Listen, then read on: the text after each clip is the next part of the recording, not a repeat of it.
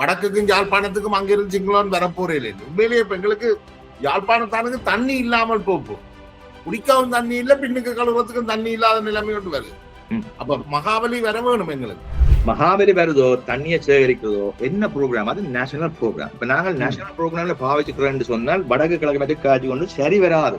உங்களுக்கு தமிழ் தேசிய கட்சிகள் மீது கூடுதலான அச்சம் இருக்குன்னு சொன்னீங்க. அது அச்சம் இருக்குன்னு சொன்னா என்ன ஆட்சியை நீங்க கேட்டாலும், என்ன உரிமையில கேட்டாலும் இந்த ஒற்றை ஆட்சின்றதுக்கு முதலாவது விளக்கம் கொடுங்க. அதுக்கு பிறகுதான் சமஷ்டிக்கும் அல்லது தன்னுரிமை அது இதெல்லாம் எல்லாத்துக்கும் உங்களுக்கு விளக்கம் வரும். ஒரு எமோஷனல் இடியட்டா இருந்து கொண்டு அரசியல் செய்து கொண்டிருக்கிறதுக்கு ஒரு முட்டுப்புள்ளி வரும். அது வரும். இப்ப ஏன் நான் வரும் என்று சொல்றதுக்கு ஒரு எதிர்பார்த்து இப்படி கதைக்கிறதுக்கு காரணம் என்று சொன்னா, சீமான் போன்றவர்களை தமிழ் தேசியவாதிகளாக அடையாளம் காணும்.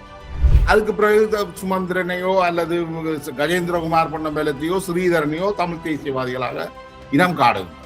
அவர்கள் தான் தமிழ் தேசியத்தின் அடையாளங்களாக இந்த தனிநபர்களும் இந்த கட்சிகளும் இருந்தால் இதுக்கு பின்னாலே ஒரு கூட்டம் இருக்கு.